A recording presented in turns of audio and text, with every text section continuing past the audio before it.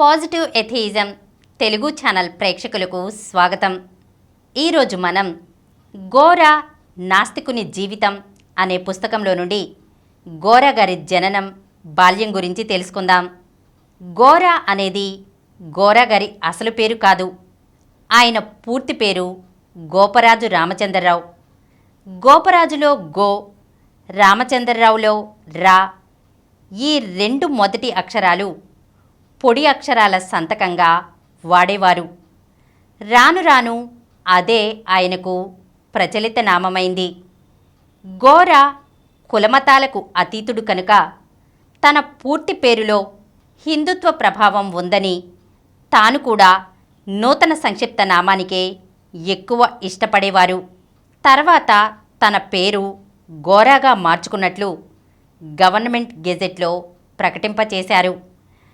గోరా పూర్వీకులది గుంటూరు జిల్లా కొలకలూరు గ్రామం. కొలకలూరు కరణీకం గోపరాజు వారిదే. పేరు ప్రతిష్టలు గల వంశం. గోరా తాతగారగు శ్రీ గోపరాజు వెంకట నరసింహారావు గారు 19వ శతాబ్దపు పూర్వార్ధం చివరి భాగంలో కొలకలూరు నుంచి విశాఖపట్నం జిల్లా విజయనగరం సంస్థానాధీశుని కొలువులో ఉద్యోగానికి వెళ్ళారు. రాజుకు విశ్వాసపాత్రుడై జీవితాంతం అక్కడే ఉండిపోయారు. నరసింహారావు గారికి 2 కుమారులు, 4 కుమార్తెలు. పెద్ద కుమారుడు సూర్యనారాయణ, రెండవ కుమారుడు వెంకట సుబ్బారావు. గోరా తండ్రియగు వెంకట సుబ్బారావు గారు విజయనగరంలోనే 1869లో జన్మించారు. మహాత్మా గాంధీ జన్మించిన సంవత్సరమే అది. వెంకట సుబ్బారావు గారు విజయనగరంలోనే మెట్రికులేషన్ పాస్ అయి ప్రభుత్వ అటవీ శాఖలో ఉద్యోగిగా చేరారు. బెజవాడ వాస్తవ్యులు శ్రీ పామరాజు రామకోటి గారి కుమార్తె రాజ్యలక్ష్మితో వెంకట సుబ్బారావు గారి వివాహం జరిగింది.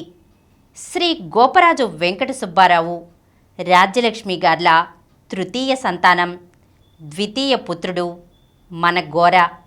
గోరా 1902 నవంబర్ 15న ఛత్రపురంలో జన్మించారు. ఆ రోజు కార్తీక పౌర్ణమి. గోరా జన్మించే నాటికి వెంకట సుబ్బారావు గారి కుటుంబం సనాతన బ్రాహ్మణ సాంప్రదాయాలలో మునిగి తేలుతూ నిరంతరం భజనలతో, పూజా పునస్కారాలతో గడుపుతూ ఉండేది. గోరా కంటే ముందుగా జన్మించిన కుమార్తెకు కృష్ణవేణి అని, కుమారునకు తాతగారి పేరు వెంకట నరసింహారావు అని పెట్టిన తర్వాత తృతీయ సంతానానికి రామచంద్రరావు అని నామకరణం చేశారు. గోరాకు రామచంద్రరావు అని పేరు పెట్టుటలో కూడా విశేషం ఉంది. వారి మాతామహుని పేరు రామకోటిలో నుంచి రామా శబ్దాన్ని పౌర్ణమి నాడు చంద్రోదయ సమయాన జన్మించట చేత చంద్ర శబ్దాన్ని జోడించి రామచంద్రరావు అన్నారు. గోరా తర్వాత వరుసగా 2 ఆడపిల్లలు పుట్టిపోవడం వల్ల ఇంట్లో గోరాయే చిన్నపిల్లవానిగా ఉండి చాలా ముద్దుగా పెరిగారు. బాలారిష్టాలు దాటకుండానే పోయిన 3 కుమార్తెలు పోగా వెంకట సుబ్బారావు గారికి మిగిలిన సంతానం 8 మంది. 5 కుమార్తెలు, 3 కుమారులు. గోరా తర్వాత వరుసగా బాలా త్రిపుర సుందరి, అనసూయ, సౌభాగ్యం, సామ్రాజ్యం అని 4 ఆడపిల్లలు. చివర సాంబశివరావు కనిష్ట పుత్రుడు. సుబ్బారావు గారి కుటుంబంలో తల్లిదండ్రులు, పిల్లలు, సోదరీ సోదరుల మధ్య అన్యోన్యత, పరస్పర ప్రేమానురాగాలు మెండు. అల్లుళ్లకు కూడా కుమారులంతటి చనువు, బాధ్యత. గోరాకు 1 సంవత్సరం వయసు ఉన్నప్పుడు పర్లాకిమిడి రాజా చనిపోగా కోర్ట్ ఆఫ్ వార్డ్స్లో ఉద్యోగిగా సుబ్బారావు గారు నియమించబడ్డారు. ఆ పదవిలో ఆయన 8 సంవత్సరాలు ఉన్నారు. అందుచేత గోరా బాల్యం, ప్రాథమిక విద్య పర్లాకిమిడిలోనే గడిచాయి. ఆ రోజుల్లో ఓడ్ర ప్రాంతంలో సంగాతో అనే ఆచారం ఉండేది. అంటే బాలుడు బాల్యంలోనే తన కుటుంబానికి బయట మరొక బాలునితో సాంప్రదాయ రీత్యా నేస్తం కడతాడు. జీవితాంతం వారిద్దరూ ఆదర్శ మిత్రులుగా ఒకరి కష్టసుఖాలలో మరొకరు భాగం పంచుకుంటూ పరస్పరం సహకరించుకుంటూ ఉండాలి. సంగాతో అంటే ఒరియా భాషలో చెలికాడు, స్నేహితుడు అని అర్థం. ఈ సంగాతోలు ఒకరినొకరు పేరు పెట్టి పిలుచుకోరాదు, సంగాతో అనే పిలుచుకుంటారు. ఇండ్లలో ఈ సంఘటన ఒక పెద్ద శుభకార్యము. శాస్త్రోక్తంగా ఈ శుభకార్యం జరిపించుటకు వివాహపు ఏర్పాట్లంత కర్మకాండ అటూ ఇటూ పెద్దలే చేస్తారు. గంజాం జిల్లా మాతృభాష తెలుగు అయినా ఓడ్ర దేశానికి సరిహద్దుగా ఉండుట చేత అక్కడ ఈ ఆచారం ఉండేది. పర్లాకమిడి రాజపురోహితుల కుటుంబానికి చెందిన బాలుడు సత్యనారాయణ రాజగురుతో గోరాకి నేస్తం కట్టే శుభకార్యం మత సాంప్రదాయకంగా జరిగింది. అప్పుడు గోరా వయసు 5 సంవత్సరాలు. సత్యనారాయణ కుటుంబీకులు ఓడ్రులు. వారి మాతృభాష ఒరియా. బాల సంగాతోలిద్దరికీ భాష పెద్ద అవరోధమైంది. సత్యనారాయణకు తెలుగు రాదు, గోరాకు ఒరియా రాదు. వీరిద్దరూ సన్నిహితంగా రాగలిగింది సుమారు 25 సంవత్సరాల తర్వాత. అప్పటికి ఇద్దరూ పెద్ద చదువులు చదివి ఆంగ్ల విద్యను అభ్యసించారు. శ్రీ సత్యనారాయణ రాజగురు ఒరిస్సా ప్రభుత్వం పురాతత్వ పరిశోధనా శాఖలో ఉన్నతాధికారిగా పనిచేసి రిటైర్ అయ్యారు. గోరాకి తన విద్యార్థులన్నా మిత్రులన్నా ఎక్కువ అభిమానం, ఆప్యాయత. అందుకు బీజాలు బాల్యంలోనే పడ్డాయి. సుబ్బారావు గారు గొప్ప శివభక్తులు. అయినా సర్వమత సామరస్యమును ఆయన అంగీకరించేవారు. ఎక్కువగా తెల్లదొరల క్రింద పనిచేయటం వల్ల మరీ ఛాందసత్వం కాక కొన్ని అభ్యుదయ భావాలు ఆయనలో ప్రవేశించాయి. పరోపకార దృష్టి, దానధర్మాలు హెచ్చుగా ఉండేవి. శైవ భక్తుడుగా శివరాత్రిని జరిపినట్లే శ్రీకృష్ణ జన్మాష్టమి కూడా ప్రతి సంవత్సరం జరిపేవారు. ఆయన నిత్యం మహదేవ శంభో అని అనడం చేత ఆయన అసలు పేరుతో కంటే మహదేవ శంభోగానే ఎక్కువ ప్రచారమయ్యారు. సుబ్బారావు గారు రాత్రి విభూతి రాసుకుని పగలు నామాలు పెట్టేవారు. భగవన్నామ సంకీర్తనంలో కవిత్వం, నృత్యం, సంగీతం అలవర్చుకున్నారు. అక్షరహంసలు 2 భాగాలుగా వ్రాసి ప్రచురించారు.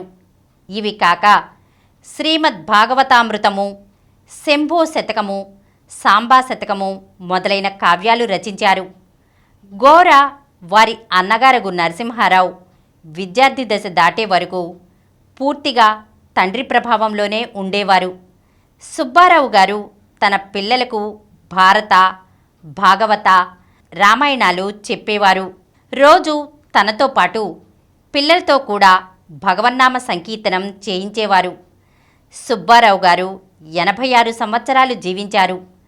తమ జీవితకాలంలో ఆయన 62 సంవత్సరాలు ఎట్టి ఆటంకం లేకుండా పట్టుదలతో నిర్విఘ్నంగా ప్రతి సంవత్సరం శివరాత్రులు జరిపించారు.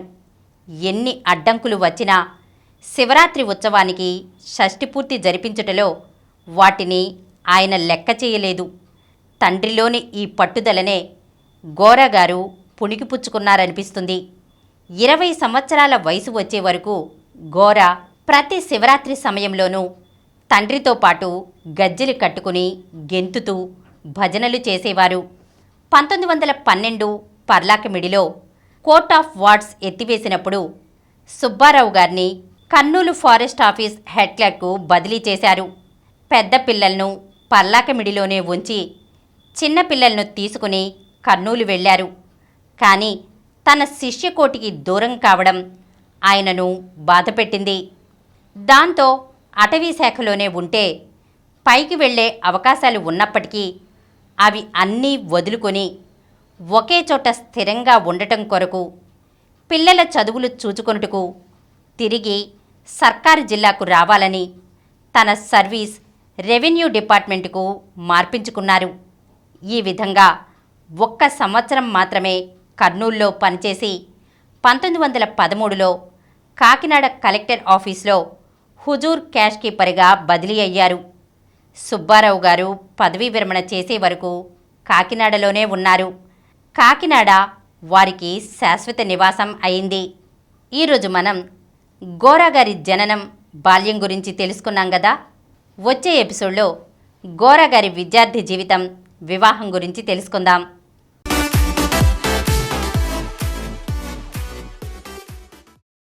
ఈ కార్యక్రమం మీకు ఎంతో నచ్చింది కదా.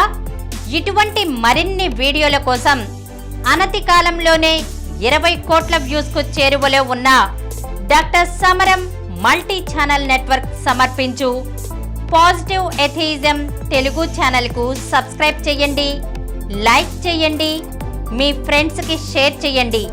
అలాగే ప్రక్కనున్న గంట సింబల్ని ప్రెస్ చేయడం మర్చిపోకండి.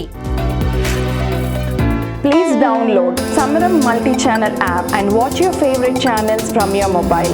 App available on Google Play Store and subscribe to the channels.